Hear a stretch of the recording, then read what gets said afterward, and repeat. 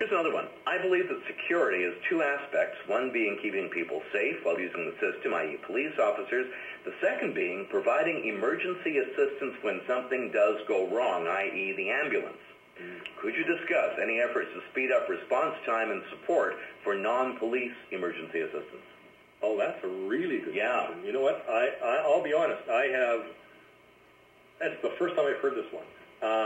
I think we should go look into this one. I'm not going to pretend to. I think I need to understand the analytical information around this response times, but I'm going to commit to taking this one back to our safety security people to work with the ambulance people and firstly understand what are the call-outs and response times that actually have historically been going on.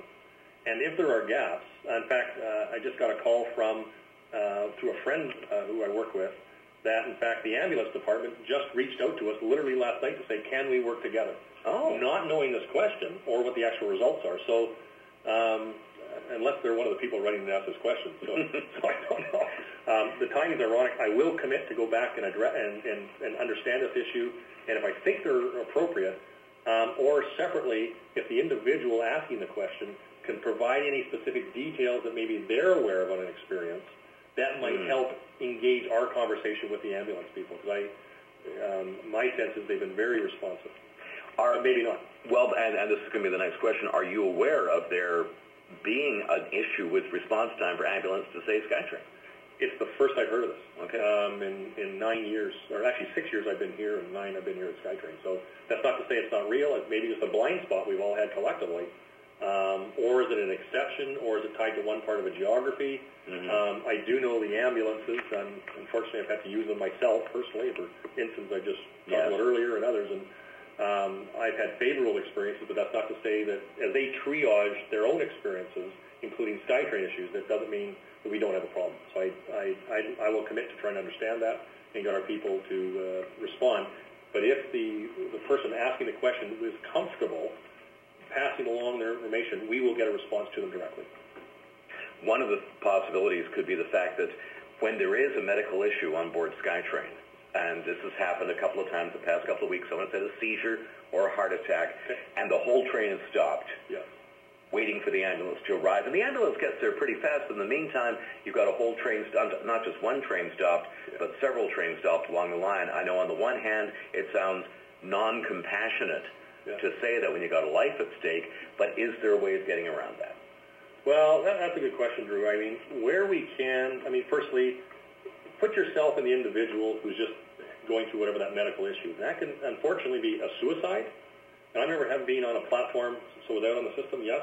I was on a system when a suicide occurred at Broadway. And an individual was very aggressive with me, saying, do not hold these trains, you're holding me back, etc. So with that emotion of, if my world is different than what's just occurred.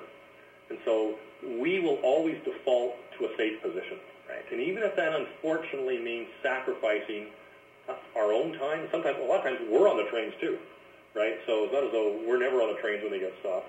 We will always default to a safe system. And if that means there's personal tragedy, we are going to, as a society, have to be acknowledging of that.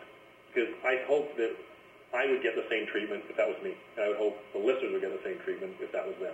Right. And so I will always default to that while I'm in this job. So it doesn't make it easier.